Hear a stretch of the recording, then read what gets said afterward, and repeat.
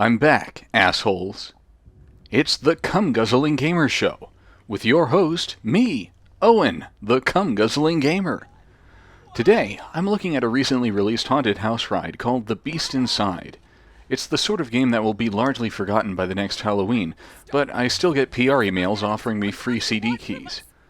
I figured I should finally make use of them again, and also explain exactly why I think it's so worth damning. But first, it's important to share how the game actually proved itself a little and earned some respect from me. The Beast Inside begins on a weak note, introducing the two protagonists between whose perspectives it will switch, chapter to chapter. In both introductory chapters, all there is to do is walk through a house and complete some very simple objectives while waiting for a ghost to jump out at you. These chapters take place in a relatively open, wooded area, and there's absolutely nothing going on outside of the very heavily scripted trail that it wants you to follow. Believe me, I checked.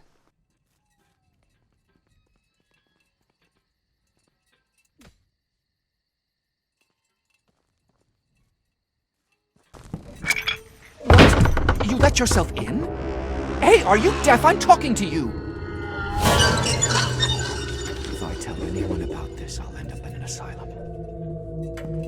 From this sequence alone, you might suppose, like I did, that this game is just another poorly built piece of streamer bait where you fart around on a small plot of land in the woods for 2 or 3 hours. Not to say that it's very well built, but the game's presentation improves considerably after it gets the pleasantries out of the way. The story's progression is very, very linear still, but the level design follows suit. It gets rid of the deadweight that accompanies many lackluster sandbox environments and focuses on putting a winding, more creative path in front of you. The Beast Inside similarly introduces its protagonists as clumsy horror stereotypes, but its alternation between their respective time periods works in favor of its pacing. In 1979, Adam, a CIA cryptanalyst, moves with his wife out to an old house in the middle of the woods that's been in his family for generations, so he can work on breaking Soviet codes. While searching around the house, he finds scattered journal entries written by Nicholas, a delusional former mental patient, in 1864. You can just tell right away that neither of these characters or their situations is going to keep you entertained for long. But the little spark of life present in the game is that neither protagonist really has to keep you entertained for long. The two time periods present very different situations and provide very different contexts for the bouts of paranoia experienced by both main characters.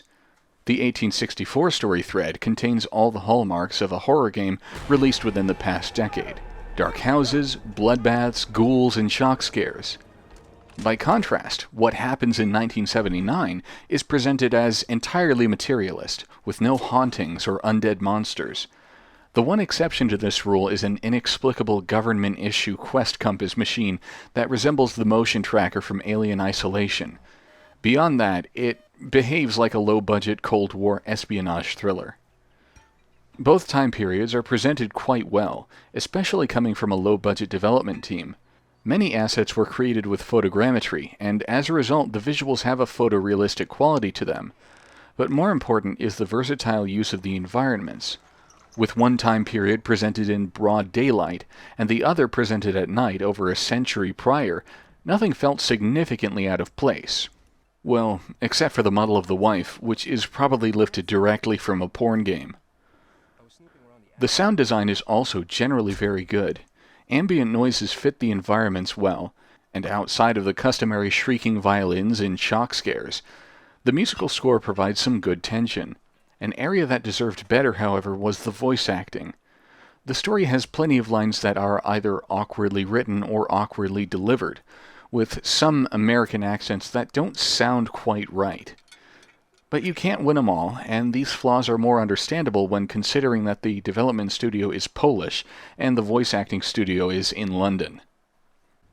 One audiovisual element that really stands out in all this is the kerosene lamp. It releases a realistic amount of light that dances every which way as you look around, and it regularly makes all sorts of subtle noises.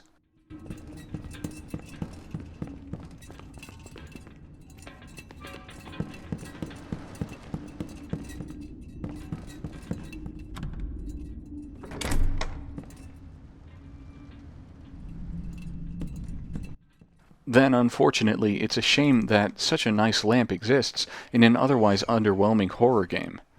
My generally positive attitude ends here, because now it's time to talk about how the game actually plays rather than how it distinguishes itself.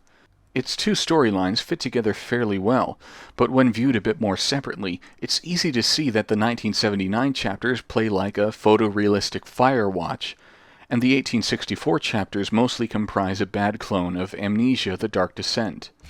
In recent years, I've warmed up a little to games that mechanically don't entail much more than walking around and pressing buttons that they tell you to, provided that their worlds are exceptionally well crafted and they have a story worth following. Adam's Cold War code-breaking adventure doesn't quite hit the mark on either of those. Beyond the lovely woods and the level design that doesn't feel too much like a railroad, it hasn't got a compelling world to explore. The protagonist's suspicions that he's being spied on by Soviets are confirmed when he ventures about 100 yards away from his house and finds a comically large network of tree houses and mine shafts that keep his enemy one step ahead of him. There's not much intrigue to this approach, and of course there's no mechanical threat posed by the Soviets. All you have to do is keep on using your stupid quantum motion tracker thing to follow their tracks and get to the next set piece. Each chapter of the 1979 story is punctuated by a cryptography puzzle. Outside of this, the game doesn't offer many brain teasers beyond finding a specific key or tool to open a specific door, but the cryptography puzzles are alright. They follow logic that's consistent with the historical ciphers discussed in various books and notes in the game, and each one is significantly different. Of course, that doesn't mean that they make sense diegetically. They're really forced into the story, and the clues for solving them are scattered about for the sake of having cryptography puzzles. They don't fit in well at all with the idea that you're being watched by people who value security and privacy.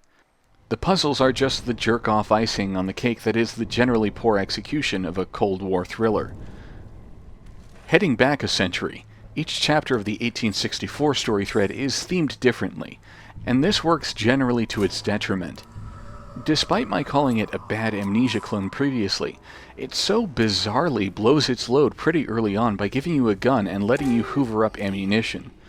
It repeatedly throws one bad guy at you, and culminates in an unexpectedly bombastic boss battle with explosions, ranged attacks, and fire raining from the sky. It's actually an alright boss battle, but I have no idea what the developers were thinking when they put it close to the beginning of the story. Only after this does the game go through the usual motions. It takes away the single gun, and makes you crawl around, find various tools to pry open doors, and read a bunch of notes by candlelight about your family's sordid past. Generally, it's much more crude than a game like Amnesia. A few scenes introduce moments of true desperate vulnerability that got my heart pumping, but otherwise it only offers shock scares and very easy, formulaic chase scenes. Even the more open-ended stealth sections, which are the relatively impressive parts, have monsters following very obvious, rigid patrols. Monsters in stealth sections don't search either. The moment they catch a glimpse of you, they dart right toward you until you're sufficiently far away. It's hard to induce a relevant feeling of dread in experienced players if enemy awareness of them behaves like a light switch. With execution like this, there's no opportunity to make players worry about whether they made too much noise, or whether they rounded a corner in time to slip past the creature that stalks them. It kind of makes sense then that the stealth sections are almost entirely delegated to a single chapter that's built awkwardly around them. It actually uses a small labyrinthine environment and some teleporting tunnels to disorient you. To some extent, this gives the chapter its own respectable twist on stealth survival horror, but it's not enough. Once you gather your bearings after entering each new area, it's likely that it'll be over in a flash. The result is no substitute for the games that clearly inspired this section. And really, the same is true of other chapters. Other horror games had scripted chase sequences, so the beast inside has to heavily feature them in one chapter too, with random monsters popping out of doorways along the chase path in a manner that doesn't actually pose an added threat. Amnesia had the infamous water monster, but the beast inside has the water monster for 20 whole minutes, and it constantly shrieks. and it's revealed that it's just some old bitch when it kills you. Amnesia had the hunt for lamp oil and tinderboxes, as well as its resulting dread-inducing interplay of light and darkness. The beast inside has gallons of kerosene and a never-ending supply of matches, and it associates no risk with having the lamp on all the time. The only exception would be in the case of stealth encounters, where the environments are all lit well enough that a lamp isn't necessary at all. The whole game isn't a shining beacon of originality, that's for sure, but its horror segments are the beast inside at its absolute most derivative. The plot that the 1864 storyline follows is fittingly unexciting and stale as well. It's a serviceable tale about former dirtbag business partners who quarrel and a murder mystery related to them, but it doesn't have much to offer that keeps you invested in the characters. The only interesting part is the paranormal aspect and how it relates to the protagonist Nicholas, but that's more a matter of spectacle. If you pay any amount of attention to the story, you'll have a good guess about his part in it. All that's left to enjoy, if it's the sort of thing you enjoy, is the loud, obnoxious, scripted horror stuff. That might turn you on, but it's the sort of thing that's never worked for me. Part of the reason that it might not work for you either, though, could be a strange technical issue. Common jump scares don't affect performance, but my game inexplicably stuttered heavily at the start of almost every cutscene.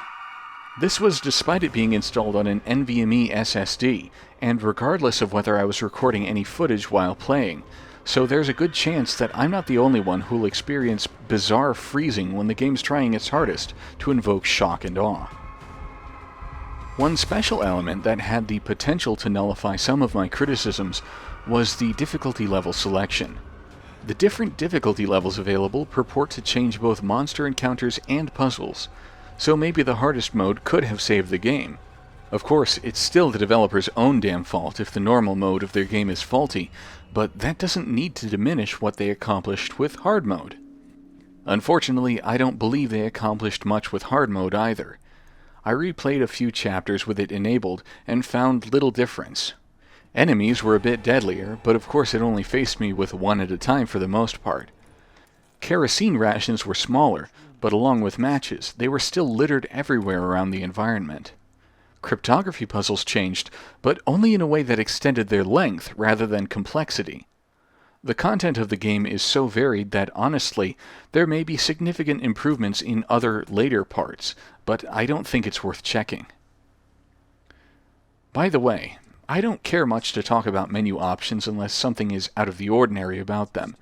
Suffice it to say that the beast inside has a fair selection of graphics options, which should help accessibility, along with some gameplay options including the aforementioned difficulty settings. But, for some reason, this Unreal Engine 4 game in the year of our Lord 2019 does not let you rebind keys. So I guess Southpaws can piss off. The beast inside comes, but it doesn't fuck. It features some pleasant surprises, and its two storylines complement each other well, but they only elevate it over its countless peers of streamer bait horror games set in cabins in the woods. Its presentation and pacing make it greater than the sum of its parts, but its constituent parts are mediocre at best. It doesn't have the mechanical strength necessary to back up its ambitious plot and presentation. It leaves you with a few ropes on your face, and then gets the hell out because it has nothing substantial to offer. You won't call it up for a good time next Halloween.